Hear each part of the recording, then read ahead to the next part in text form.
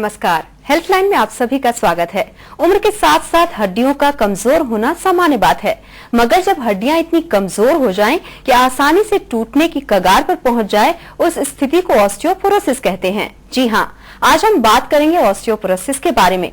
Osteoporosis एक गंभीर बीमारी है और यही वजह है कि इसे 20 अक्टूबर को ऑस्टियोपोरोसिस डे के रूप में मनाया जाता है। अब सवाल ये है कि आखिर क्या वजह है कि ऑस्टियोपोरोसिस इस ऑस्टियोपोरोसिस हो जाते हैं और क्या समस्या हो जाती है इस दौरान। तो डॉक्टर से हम संपर्क कब करें, इसके लिए आप हमारे साथ चर्चा कर सकते हैं हमारे टीवी स्क्रीन पर फ्लैश हो रहे नंबर्स पर।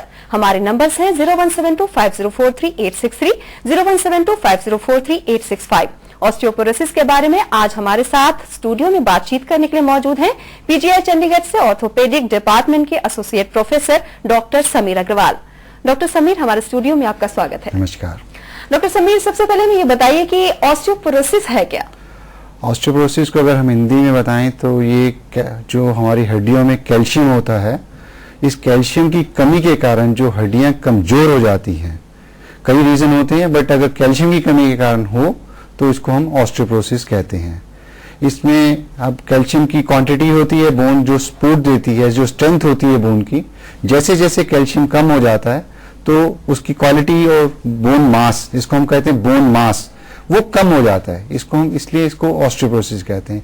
ये एक गंभीर समस्या है आज के दिन, क्योंकि जैसे जैसे उम्र बढ़ रही है और हमारे लाइफस्टाइल डिजीज भी इसको हम कह सकते हैं कि हमारा कैल्शियम इनटेक कम हो रहा है, हम एक्सरसाइज कम कर रहे हैं, तो वैसे वैसे ये ऑस्टियोपोरोसिस दिन ब दिन बढ़ रहा है। जी, जैसा कि आपने कहा कि लगातार ये समस्या लोगों में बढ़ रही है, तो इसकी क्या वजह है कि लोगों में ऑस्टियोपोरोसिस आए दिन देखने को सामने आ रही है? इसकी कुछ वजहें तो हमारे हाथ में हैं और कुछ जो वजह होती हैं वो हेरिडिटरी होती हैं, फैमिली टेंडेंसीज होती हैं। कुछ मेडिसिन का इफेक्ट आता है, कुछ हम मेडिसिन ऐसे ही खा रहे हैं, जैसे हम स्टीरॉइड्स ले रहे हैं, तो उससे बोन में जो कैल्शियम की डिपोजिशन है वो कम होती रहती है। फिर हम कई लोग कैल्शियम खाते ही नहीं है, पता है हमको कि कैल्शियम खाना है तो भी नहीं खाते। कोई दूध दही कोई चीज लेने को तैयार नहीं है। और स्पेशली फीमेल्स में हार्मोनल चेंजेस जल्दी आ जाती हैं। ये चीजें रियलाइज नहीं करती हैं वो कि हमारे को जो मेनोपॉज आता है उसमें हार्मोनल इम्बैलेंस होता है। उस टाइम में हमारी बॉडी में जो लेडीज में बॉडीज है उनके अंदर जो कैल्शियम डिपोजिशन की प्रक्रिया है वो कम हो जाती है, तो इसलिए बोन कमजोर हो जाती है। फिर बोन, हम कैल्शियम जो खाते हैं उसको डिपोजिशन होने में एक मैकेनिज्म होती है जिसमें एक लीवर का और सनलाइट का रोल जो बहुत होता है। तो कईयों को कुछ बीमारी होती है तो उसमें भी कैल्शियम की एब्जॉर्प्शन कम हो जाती है, गट से की प्रॉब्लम है तो भी कैल्शियम एब्जॉर्प्शन कम हो जाती है। पर आज के दिन सबसे बड़ी जो समस्या आ रही है वो विटामिन डी डेफिशिएंसी की है। डॉक्टर, इस बारे में हम बात करेंगे विटामिन डी के बारे में। पहले कॉलर है, देखते हैं उनकी समस्या क्या है। हेलो, नमस्कार जी। नमस्कार जी, आप अपना नाम बताइए और आप कहाँ से बोल रहे हैं? बालकृष्ण बोल रहा हूँ हिमाचल प्रदेश कुल्लू से। जी जी, आप अपना सवाल पूछिए। मैडम जी, मैं हड्डियों के बारे में जानना चाहता हूँ। हाँ जी, आप अपना सवाल पूछिए। बालकृष्ण जी, आप हड्डियों के बारे में क्या जानना चाहते हैं? हड्डियाँ कमजोर क्यों होती है? जी, हम उसी के बारे में अब सारी बात कर रहे हैं कि हड्डियां कमजोर क्यों होती हैं। मैंने अभी जैसे आपको बताया कि 2-3 रीजंस होते हैं मेन, जो हम सोचें तो सबसे ज्यादा इस टाइम है कि हम कैल्शियम खाते ही नहीं है, जो सबसे ज्यादा जरूरी है। फिर सेकंड है हम विटामिन डी, क्योंकि हम कैल्शियम ले लेते हैं but vitamin D sunlight exposure नहीं होता, क्योंकि सबसे बड़ा सोर्स जो है विटामिन डी का, या तो हम सनलाइट में बैठे या हम अलग से मेडिसिन लें।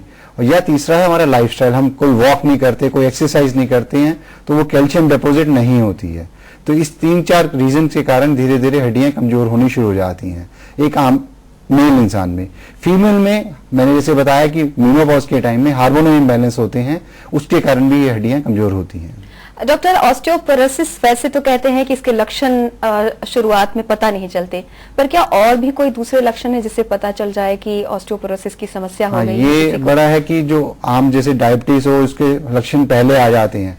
ऑस्टियोपोरोसिस का लक्षण बहुत लेट आते हैं, या कुछ ना कोई प्रॉब्लम आती है तो ही हमको पता लगता है कि ये ऑस्टियोपोरोसिस है। जैसे जोड़ों में कहीं दर्द आना, पीठ में दर्द होना, जब हम एक्सरे कराते हैं, या आजकल मरीज को फ्रैक्चर हो जाता है एकदम से, पता ही नहीं लगता कि उसको ऑस्टियोपोरोसिस था। जब हम एक्सरे कराते हैं तो पता लगता है यार ये तो हड्डी बहुत कमजोर थी, तो इस करके फ्रैक्चर हुआ।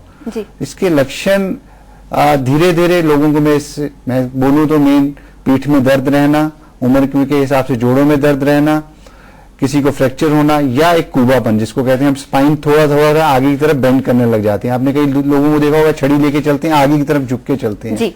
वो भी एक लक्षण है कि हाँ इनकी हड्डियां कमजोर हो रही हैं, धीरे धीरे वो बेंड हो रही हैं। जी। तो जैसे कि आपने कहा कि इस तरह के लक्षण हैं, वैसे शुरुआती नहीं पता चलते हैं, तो इसके लिए डायग्नोसिस क्या करते हैं आप? इसके डायग्नोसिस तो जो सिंपल है वो तो एक एक्सरे से काफी कुछ हमको पता लग जाता है। जी। क्योंकि कभी भी कोई अगर हम जोड़ किसी को दर्द के लिए मरीज आता है, हम एक्सरे कराते हैं तो उसमें पता लग जाता है कि बोन क्वालिटी धीरे धीरे कैल्शियम की डिपोजिशन कम है। बट इसके लिए कुछ स्पेसिफिक टेस्ट भी हैं जिसको हम BMD कहते हैं, बोन मिनरल डेंसिटी हम मेजर करते हैं एक डेक्सा स्कैन से। एक ये स्पेशल मशीन आती है, अब तो गवर्नमेंट में हॉस्पिटल में सब में अवेलेबल है। उसमें एक T स्कोरिंग होती है, वो T स्कोर के हिसाब से आपको पता लग जाता है कि इस हड्डी में कितना कैल्शियम डिपॉजिट है, कितना डेफिशिएंसीज है। उसके एक स्केल्स होते हैं, अगर -1 है तो जैसे नॉर्मल को कहते हैं, -1 to -2.5 है तो हम कहते हैं हड्डी में कैल्शियम कम है, बट ऑस्टियोपोरोसिस नहीं है, उसको हम वर्ड यूज करते हैं ऑस्टियोपिनिया। जी जी। और -2.5 के बाद हो तो हम कहते हैं नहीं ये तो ऑस्टियोपोरोसिस है। ऑस्टियोपोरोसिस का मतलब है कि इस हड्डी के टूटने के चांसेस और बढ़ रहे हैं। आम इंसान गिरता है तो लेस देन 1% चांस है कि वो उसको फ्रैक्चर हो, पर अगर पेशेंट को ऑस्टियोपोरोसिस हो 10 से 20% चांसेस हो जाते हैं डिपेंडिंग अपॉन T स्कोर कि वो कितना, अगर वो गिरता है, अगर 10 बार गिरता है तो एक बार तो उसको फ्रैक्चर होगा ही होगा। जी। डॉक्टर हमारे साथ कुछ कॉलर जुड़ गए हैं, देखते हैं उनकी समस्या क्या है। हेलो। हेलो। हाँ जी, आप अपना नाम बताइए और आप कहाँ से बोल रहे हैं? मैम मैं मनीष बोल रहा हूँ धर्मपुर से, डिस्ट्रिक्ट से। जी मनीष जी, आप अपना सवाल पूछिए। तो मैम मेरा सवाल डॉक्टर साहब से था। मैं डॉक्टर साहब से पूछना चाहता हूँ, डॉक्टर साहब हाँ जी। जो ये सनलाइट से बोलते हैं ना विटामिन D मिलती है। हाँ जी हाँ जी। तो एक तो ये सबसे पहले ये भाई विटामिन D सनलाइट से कैसे मिलती है? तो ये कई कहते हैं भाई केमिकल रिएक्शन होता है बॉडी में फिर बनता है। हाँ ये ऐसे आपका तो दूसरा और एक दूसरा क्वेश्चन ये है भाई सनलाइट में हम कपड़े पहन के बैठे या विदाउट कपड़े उतार के बैठे तब विटामिन D मिलती है? ऐसे होता है कि हमारे बॉडी में कुछ केमिकल्स होते हैं जो सनलाइट से वो चेंज हो जाते हैं, यूवी रेज जो होती हैं। हमको जो सनलाइट है वो 20 मिनट से 25 मिनट तक लेनी चाहिए एक दिन में। और आपका बड़ा अच्छा है कि हम धूप में तो बैठते हैं पर कपड़े पहन के बैठते हैं, तो 1/6 of the skin area should be expose, मतलब कि आपने बाजू से ऊपर तक और लातों में ये एरिया एक्सपोज होना चाहिए, फेस एक्सपोज होना चाहिए। 1/6 तकरीबन 20% एरिया आपका स्किन का एक्सपोज होना चाहिए सन पे, तो ही ऑब्जॉर्व होगा। ये कपड़ों से नहीं आएगी, अगर आप कपड़े पहन के धूप में बैठे हैं तो ये नहीं होगा। इसको जो हम सनलाइट में बैठे फिर हमको अलग से विटामिन D लेना पड़ता है। जी। डॉक्टर एक और कॉलर है, देखते हैं उनकी समस्या क्या है। हेलो। हेलो। हाँ जी, आप अपना नाम बताइए और आप कहाँ से बोल रहे हैं? मैं अम्बाला छावनी से ओम बनमाली बोल रहा हूँ जी। जी जी, आप अपना सवाल पूछिए। मेरी पत्नी को ऑस्टियोपोरोसिस बताया गया है पिछले काफी समय से। हाँ जी। और उनको करीब 10 फ्रैक्चर हो चुके हैं। अच्छा। हम ये जानना चाहते हैं कि हमें बताया गया कि उनको जी जी बोलिए। हेलो। उनको थायराइड की तकलीफ है पिछले लगभग 20 साल से। हाँ जी। और वो एल्ट्रॉक्सिन दवाई ले रहे हैं, क्या इसके कारण से भी ऑस्टियोपोरोसिस होने की संभावना है क्या? हाँ, ये ऐसे होता है जिनको थायराइड की प्रॉब्लम होती है उनमें कैल्शियम मैकेनिज्म जो होती है मेटाबॉलिज्म वो चेंज हो जाती है, तो इसलिए इनको सप्लीमेंट लेने पड़ते हैं कैल्शियम के। प्लस आपको एक और टेस्ट कराना पड़ता है जिसको हम PTH लेवल्स कहते हैं। आपको 2 टेस्ट उन्होंने कराए होंगे, इसको एक कहते हैं पैराथायराइड हार्मोन का और एक विटामिन D का। अगर इनकी डेफिशिएंसीज पाई जाती हैं उन टेस्ट में, क्योंकि आपने बताया कि 10 फ्रैक्चर हो गए हैं, तो ये एक आप लोगों के लिए गंभीर समस्या है। इसका आप PGI में चाहे आकर इसका टेस्ट कराइए। अगर कई बार ये होता है विटामिन D तो ठीक होता है, PTH लेवल्स फर्क होते हैं और कोई रीजन भी हो सकता है। 10 फ्रैक्चर्स होना बहुत बड़ी चीज है, तो आपको उसके हिसाब से टेस्ट कराने चाहिए और उसका इलाज संभव है आज के दिन। डॉक्टर समीर एक और कॉलर है, देखते हैं उनकी समस्या क्या है। हेलो। हेलो। हाँ जी, आप अपना नाम बताइए और आप कहाँ से बोल रहे हैं? राकेश। जी राकेश जी, आप अपना सवाल पूछिए डॉक्टर समीर से। सर मेरी ये प्रॉब्लम है, जब मैं चढ़ाई में चलता हूँ ना, हाँ जी, तब चट की आवाज चलती है जब पौड़ियां चढ़ता हूँ मैं। ये आपकी जो बीमारी है मेरे हिसाब से ये ऑस्टियोपोरोसिस की बीमारी तो नहीं है, ये जोड़ों की बीमारी है। इसमें आपकी उम्र कितनी है? 30 ईयर्स ओल्ड। 30 ईयर्स, ये आपको अपना दिखाना चाहिए क्योंकि ये ऑस्टियोपोरोसिस लिंक नहीं है। जी राकेश जी, आपका कॉल करने के लिए धन्यवाद। डॉक्टर, जैसे कि बोन्स के बारे में उन्होंने कहा था इससे पहले कॉलर ने कि टूट गए हैं, 10 फ्रैक्चर आए हैं, कौन कौन से जो बोन के हिस्से हैं वो ज्यादा प्रभावित होते हैं ऑस्टियोपोरोसिस में? सबसे जो ज्यादा है वो वर्टिब्रा, जो हमारे बॉडी के अंदर स्पाइन के अंदर मनके कहते हैं जिसको हम पंजाबी में और हिंदी में, उनकी हाइट कम हो जाती है, उसमें सबसे जल्दी फ्रैक्चर होने के चांसेस होते हैं क्योंकि वो पहले ही बोन इतनी सॉफ्ट होती है।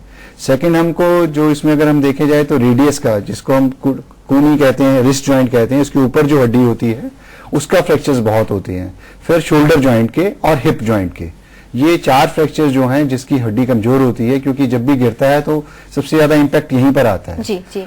सबसे गंभीर ये हो जाता है स्पाइन की, जो अगर स्पाइन में फ्रैक्चर हो जाए तो वो कई बार नस को दबा देता है। जी। फ्रैक्चर टूट गया और वो आगे दब गया, वो नस को अगर दबाएगा तो फिर हमारे को पैरों में सुनपना, कई बार इसकी कॉम्प्लिकेशंस हो जाती हैं। जो हिप फ्रैक्चर है ये तकरीबन हमारे नेक जो फीमर कहते हैं इसका होता है। इसका इलाज अगर उम्र ज्यादा है, क्योंकि ऑस्टियोपोरोटिक अगर है, पैथोलॉजिकल फ्रैक्चर है, तो रिप्लेसमेंट ही करनी पड़ती है अगर पेशेंट की उम्र 60 साल से ऊपर है और वो पेशेंट एनेस्थीसिया के लिए फिट है। जी डॉक्टर, हमारे साथ कुछ कॉलर्स जुड़ गए हैं, देखते हैं उनकी समस्या क्या है। हेलो हेलो, लगता है कॉल कट हो गया। जैसे कि आपने ट्रीटमेंट की बात कही है, ट्रीटमेंट में क्या क्या ऑप्शन है, किस तरह से इलाज करते हैं आप ऑस्टियोपोरोसिस? सबसे पहले हमारे को पता लगना चाहिए कि जो हम सोच रहे हैं ऑस्टियोपोरोसिस है कि नहीं है, फिर उसका रीजन क्या है। रीजन में आपको मैंने जैसे अभी बताया कि विटामिन डी डेफिशिएंसी है, पीटीएच हार्मोन डेफिशिएंसी है, या कोई मरीज मेडिसिन ले रहा है उसका साइड इफेक्ट आ रहा है, या कैल्शियम नहीं खा रहा है, या लीवर डिजीज है कुछ है जो हम कैल्शियम दे रहे हैं, जो मेडिसिन दे रहे हैं उसका इफेक्ट नहीं आ रहा है। पहले तो हमको उसके डायग्नोसिस करना चाहिए। फिर सेकंड, हम जो उसको स्क्रीनिंग कहते हैं, हम कहते हैं डेक्सा स्कैन है, हम डेक्सा स्कैन कराते हैं, एक्सरेज कराते हैं। जहां पर डेक्सा स्कैन की फैसिलिटी नहीं है, सीटी स्कैन अब हर एक शहर में अवेलेबल है, तो वो QCT जो एक टेस्ट होता है उससे हमको पता लग जाता है कि इसमें कितना डेफिशिएंसी है। डिपेंडिंग अपॉन दैट, अगर विटामिन डी की डेफिशिएंसी है तो हमको उसकी मेडिसिन देनी पड़ती हैं। अगर पीटीएच की डेफिशिएंसीज हैं तो उसके हिसाब से अब इंजेक्शन आते हैं, पर थोड़े महंगे होते हैं, बट वो हम दे सकते हैं। जी जी। डिपेंडिंग अपॉन की डेफिशिएंसीज क्या हैं। कैल्शियम तो जरूर हम हर एक मरीज को बोलते हैं कि कैल्शियम लेना बहुत जरूरी है। लोगों को ये है कि शक की कईयों को हमको स्टोन्स हैं, हम कैल्शियम नहीं लेना चाहिए हमको, पर ऐसा नहीं है। वो हर एक पेशेंट टू पेशेंट वेरी करता है उसका स्टोन किस चीज का है। स्टोन यूरिक एसिड का भी हो सकता है, वो कैल्शियम लेता ही नहीं डर के मारे कि मेरे तो स्टोन बन जाएंगे या मैं ज्यादा खाऊंगा। ऐसा नहीं है, जितना हम कैल्शियम बॉडी को चाहिए वही एब्जॉर्ब होता है, ज्यादा एब्जॉर्ब नहीं होता। जी डॉक्टर, हमारे साथ कुछ कॉलर जुड़ गए हैं, देखते हैं उनकी समस्या क्या है। Hello hello. हाँ जी, आप अपना नाम बताइए और आप कहाँ से बोल रही हैं? हाँ जी, मैं रमन बोल रही हूँ होशियारपुर पंजाब से। जी रमन जी, आप अपना सवाल पूछिए। हाँ जी मैम, मैं जब सुबह उठती हूँ ना, बेड से नीचे उतरती हूँ तो मेरी एरियन के नीचे ना दर्द होनी शुरू हो जाती है, और जब मैं 2-4 स्टेप चलती हूँ तो बॉडी वेट नहीं लेती। और डॉक्टर से एक्सरे करवाया था एड़ियों का, तो उन्होंने बताया कि उसमें जैसे चावल का छोटा सा दाना होता है ना, ऐसे कुछ लिक्विड सा बाहर निकला, और उन्होंने कहा कि इसका कोई इलाज नहीं है, सिर्फ फुटवेयर चेंज कर सकते हैं आप। तो आप मुझे बताएंगे क्या प्रॉब्लम है? ये आपकी ना ऑस्टियोपोरोटिक प्रॉब्लम तो नहीं है, इसको फाइब्रोफाइटिस कहते हैं, हील जॉइंट्स का। इसका अलग से इलाज होता है, आप कभी किसी डॉक्टर, हड्डियों के डॉक्टर को दिखा लीजिए। ये ऑस्टियोपोरोसिस से लिंक नहीं है। जी रमन जी, आपका कॉल करने के लिए धन्यवाद। डॉक्टर समीर, हमारी बातचीत जारी रहेगी ऑस्टियोपोरोसिस के बारे में। फिलहाल हम रुक रहे हैं छोटे से ब्रेक के लिए। ब्रेक के बाद भी पीजीआई चंडीगढ़ से ऑर्थोपेडिक डिपार्टमेंट के associate professor doctor Sameer Agarwal आपके सवालों का जवाब देंगे। आप बने रहें हमारे साथ।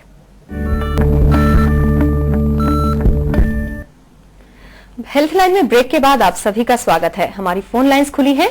ऑस्टियोपोरोसिस यानी हड्डियों से जुड़ी समस्या के बारे में हमारी बातचीत जारी है, और अगर आप भी इस बारे में कोई जानकारी चाहते हैं तो हमें कॉल करें 01725043863, 01725043865 पर। डॉक्टर, हमारे साथ कुछ कॉलर जुड़ गए हैं, देखते हैं उनकी समस्या क्या है। Hello hello. हाँ जी, आप अपना नाम बताइए। जी, मैं रावत सिंह बोल रहा हूँ पंजाब से।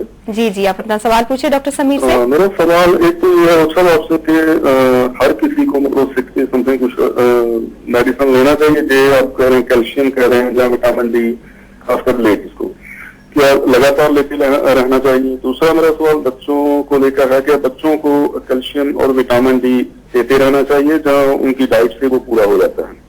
जी थैंक यू। ऐसे कि हर एक को हम ये नहीं कहते कि कैल्शियम लेना चाहिए। ये जब आपको थोड़ा सिम्टम्स लगने लगे या आपकी एज लेट, स्पेशली लेडीज में मीनोपॉज आ रहा है, उससे पहले ये कैल्शियम की जो डेफिशिएंसीज हैं वो कंप्लीटली हमको अपनी डाइट से ही सबसे पहली कोशिश करनी चाहिए कि हम डाइट से ही कर पाएं। अगर आप डाइट में दूध नहीं ले पा रहे हैं, मिल्क प्रोडक्ट्स नहीं ले पा रहे हैं, जैसे हम 2 गिलास मिनिमम आपको चाहिए, आज के दिन कोई 2 गिलास दूध नहीं पीता, इसलिए उस टाइम में हम कहते हैं कि मेडिसिन लेनी चाहिए। विटामिन डी डेफिनेटली, अगर आपका सन एक्सपोजर नहीं है, हम लोग अब शहरों में रहते हैं जहां पर फ्लैट सिस्टम बन गया है, सन का एक्सपोजर ही नहीं होता। सुबह हम 8 बजे अपनी जॉब में निकल जाते हैं और शाम को आते हैं तो हम सन को देखते ही नहीं है, सैटरडे संडे को छोड़ के। उन लोगों में हम कहते हैं कि हाँ, definitely as a precautionary you have to take, आप लोगों को लेना चाहिए। पोस्ट मीनोपॉज ये एक ऐसी चीज है जहां पर हम कहते हैं कि नहीं, आपको तो अब ख्याल रखना ही पड़ेगा। सबसे पहले तो टेस्ट कराना चाहिए, अगर आप अफोर्ड कर सकते हैं तो टेस्ट कराइए। सरकारी हॉस्पिटल में अब फ्री हो जाते हैं वो टेस्ट। उसके डिपेंडिंग अपॉन उसकी स्कोरिंग क्या है, उसका टेस्ट का रिपोर्ट क्या है, उसके हिसाब से हम डॉक्टर से आप सलाह करके दवाइयां लीजिए। प्रिकॉशनरी हम कहते हैं हाँ ठीक है, कैल्शियम स्पेशली इन फीमेल्स तो लेना ही चाहिए, चाहे वो 25 की हो, 30 ईयर्स हो जो, क्योंकि धीरे धीरे कैल्शियम उनकी हड्डियों में से खुरेगा। जी जी डॉक्टर, इस बारे में हम बात करेंगे, लेकिन कुछ कॉलर हैं, देखते हैं उनकी समस्या क्या है। हेलो। हाँ जी, आप अपना नाम बताइए और आप कहाँ से बोल रहे हैं? बठिंडा से बोल रहे हैं जी, गुरदेव सिंह मेरा नाम है जी। गुरदेव जी, आप अपना सवाल पूछिए डॉक्टर समीर से। अपना सवाल है जी, अपनी गुड़िया है जी, 35 साल की उम्र है उसकी। 35 साल। जी जी। उसके घुटने ना जो बिल्कुल वो सीधे नहीं होते जी। क्या है उनके घुटने सीधे नहीं होते? घुटने होते हैं ना। हाँ जी। वो बिल्कुल सीधे नहीं होते, उनसे भार नहीं होता।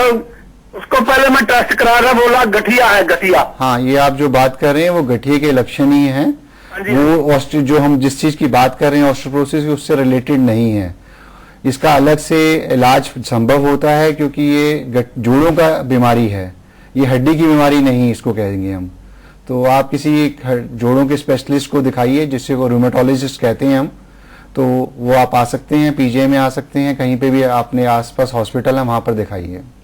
जी, आपका कॉल करने के लिए धन्यवाद। डॉक्टर समीर, जैसे कि महिलाओं के बारे में आपने बात की, ऑस्टियोपोरोसिस अगर देखा जाए तो सबसे ज्यादा महिलाओं में देखने को मिलता है, इसकी क्या वजह है? सबसे पहले मैं बोलूं कि आज हमारे हिंदुस्तान में जो लोग गांव में रहते हैं, वो ladies are the most neglected one. वो लोग अपनी डाइट पे कभी ख्याल नहीं रखते हैं। उनके जो कैल्शियम हड्डियों में वैसे ही कमजोर होती हैं, कैल्शियम उन्होंने दूध कम पिया होता है, तो हमेशा कहते हैं कि हम young age is the best time जब आप अपना कैल्शियम बोन मास को बना सकते हैं। 25 to 35 is the best period. फिर 40 के बाद 45-50 की एज में मीनोपॉज आता है, जब माहवारी बंद हो जाती है, जिसको हम कहते हैं।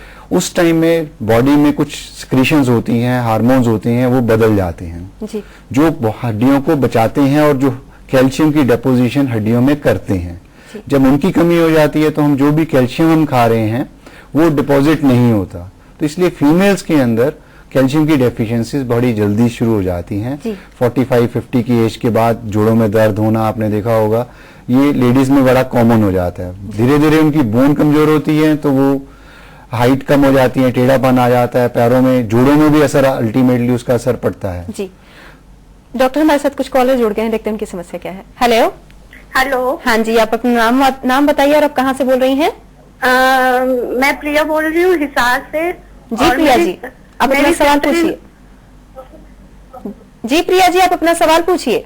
हाँ जी, मेरी सिस्टर इन लॉ है और थैलेसेमिक हैं और उनको फ्रैक्चर हो चुका है। हाँ जी। और तो प्रिया जी, आप अपने टीवी की वॉल्यूम को कम कर दीजिए। उनको टेरिफ्लैक इंजेक्शन लग रहा है। हाँ जी। तो मतलब वो क्योर हो जाएगा उनका? हाँ नहीं, ऐसे है कि जो मैंने पहले भी बताया आपको कि पैराथायराइड हार्मोन्स होते हैं, वो उसका डेफिशिएंसीज के हिसाब से, बोन की क्वालिटी के हिसाब से उनका T score must be very low, तो उन्होंने पीटीएच शुरू की है। इसका तकरीबन ये 6 महीने से 1 साल तक लेने पड़ते हैं इंजेक्शन, थोड़े महंगे जरूर होते हैं, पर इसका इस टाइम आज के दिन में सबसे अच्छा इलाज यही है। पर उन्होंने जिस डॉक्टर ने शुरू किया होगा उसने पहले टेस्ट जरूर कराया होगा कि इसकी जरूरत है कि नहीं है। थैलासीमिक होना ये जरूरी नहीं है कि हर एक थैलासीमिक में पीटीएच की कमी होती है। जी प्रिया जी, आपका कॉल करने के लिए धन्यवाद। डॉक्टर समीर, जैसे कि खाने की बात करें, विटामिन डी का रोल, जैसे दूध पीना, ये सारा किस तरह से लेना चाहिए लोगों को, क्योंकि लोगों को पता नहीं विटामिन डी कैसे लेना है या फिर खाने में डाइट कैसे लेना है ताकि उनकी हड्डियां मजबूत रहें। जैसे कि हर एक डाइट, हम जो भी डाइट खाते हैं उसमें कैल्शियम तो होता है, पर हर एक में क्वांटिटी का फर्क होता है। डेयरी प्रोडक्ट्स जो होते हैं, मिल्क प्रोडक्ट्स होते हैं, इसमें मैक्सिमम होता है जी। तो कोशिश ये करनी चाहिए कि हम 2 गिलास दूध, जैसे तकरीबन उसको हम कहें 200 ml एक गिलास में होता है, तो 400 ml दूध तो इंसान को लेना चाहिए। अगर आप दूध नहीं पीते हैं तो अलग से कैल्शियम ले सकते हैं, कैल्शियम प्रोडक्ट्स ले सकते हैं, जैसे कि पनीर खा सकते हैं, दही ले सकते हैं। जरूरी नहीं कि दूध ही पीना है, कई लोगों को होता है हम दूध नहीं पी सकते, तो वो उसके मिल्क प्रोडक्ट्स ले लें। सेकेंड है विटामिन डी, अगर आप सनलाइट एक्सपोजर लेंगे वो बेटर है, नहीं तो सैचेज are available, injection are available.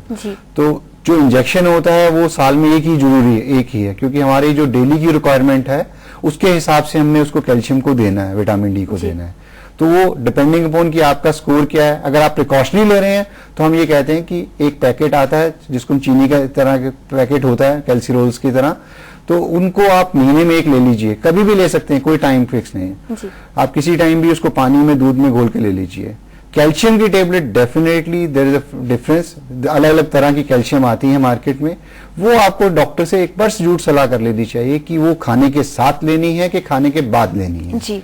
क्योंकि हम दवाई खा लेते हैं, जैसे मोस्टली नॉर्मल हम कैल्शियम कार्बोनेट लेते हैं, वो उसकी एब्जॉर्प्शन जब ही होगी जब वो हम खाने के घंटे के अंदर अंदर ले लें, खाने के साथ, क्योंकि जब तक स्टमक में एसिड नहीं होगा वो एब्जॉर्ब ही नहीं होगी जी। वो डिजॉल्व ही नहीं होगी, तो वो एब्जॉर्ब नहीं, हमने बोल रहे हैं जी हम तो कैल्शियम खाते हैं, कैल्शियम खा रहे हैं पर वो एब्जॉर्ब ही नहीं हो रही है, तो वेस्ट जा रही है। तो उसका एक टाइमिंग बहुत जरूरी है।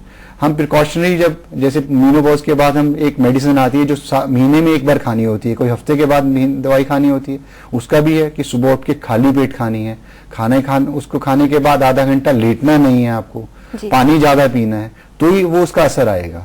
तो ये चीजें एक बार हम कहते हैं कि आप डॉक्टर से एक बार सलाह कर लीजिए, क्योंकि एक बार चले गए, उन्होंने एक बार आपने समझ लिया, उसके बाद वो आप लाइफ लॉन्ग ले सकते हैं। और कई मेडिसिन है इंसान लेता रहता है जी। पर उसको बंद कब करना है ये भी सोच लें। डॉक्टर हमारे साथ कुछ कॉलर जुड़ गए हैं, देखते हैं उनकी समस्या क्या है। हेलो, लगता है कॉलर कट हो गया कॉलर। डॉक्टर, जैसे कि बोन जब टूट जाते हैं तो फिर उसके बाद उसके इलाज में कितना खर्चा आता है? ऐसे है कि एक ये हमको सोचना चाहिए कि जो भी ऑस्टियोपोरोटिक बोन हो या नॉर्मल बोन हो, इन दोनों को अगर टूट जाती है तो जुड़ने के चांसेस दोनों के बराबर होते हैं। पर डेफिनेटली जो हम इम्प्लांट्स डालते हैं, जो चीज हम प्लेट डालते हैं, वो कुछ स्पेशल डालनी पड़ती है। कई बार तो बोन इतनी सॉफ्ट होती है कि हमारे को हम कोई भी चीज स्क्रू लगाने की कोशिश करें वो बाहर आ जाता है, तो हमको कई बार कुछ सप्लीमेंट करने पड़ते हैं, किस बोन सीमेंट से कुछ भी, तो उससे जो ट्रीटमेंट कॉस्ट है वो बढ़ जाती है। कहीं जगह पे हमको ज्वाइंट भी बदलने पड़ जाते हैं फ्रैक्चर्स में, जैसे स्पाइन का फ्रैक्चर है तो हमको फिक्स भी करना पड़ता है, कई बार उनको काइफोप्लास्टी आती है, अलग अलग ट्रीटमेंट हैं। डेफिनेटली थोड़े महंगे हैं, तो बेटर है कि हम ऐसी स्टेज ही ना आने दें कि ये फ्रैक्चर्स हों। आमतौर पर जो जनरल हड्डियां टूट जाती हैं या फिर ऑस्टियोपोरोसिस होने के बाद हड्डी टूटती है, तो क्या दोनों में जुड़ने में प्रॉब्लम तो नहीं होती? ऐसे नहीं होता, अगर हम उसको साथ साथ ट्रीटमेंट देते रहे। हम क्या करते हैं, ऑपरेशन कर दिया, साथ में हमने ऑस्टियोपोरोसिस का ट्रीटमेंट भी देना है। हम उसको मेडिसिन अगर देते रहेंगे तो उसमें हड्डी जुड़ने, अगर 6 महीने दूसरी हड्डी लेती है तो ये भी हड्डी 6 महीने में जुड़ जाएगी, ज्यादा से ज्यादा 10-15 दिन, महीना एक्स्ट्रा लग जाएगा। ऐसा नहीं है। डॉक्टर समीर, आप हमारे स्टूडियो में आए, ऑस्टियोपोरोसिस के बारे में बातचीत की, आपका बहुत बहुत धन्यवाद। Thank you. तो ये था ऑस्टियोपोरोसिस की समस्या से संबंधित आज का हेल्थलाइन। कैसा लगा आपको हमारा ये कार्यक्रम? हमें जरूर लिखें। हमसे संपर्क करने के लिए हमारा ईमेल आईडी नोट करें, healthline@dayandnightnews.com पर। फिलहाल हेल्थलाइन में बस इतना ही। नमस्कार।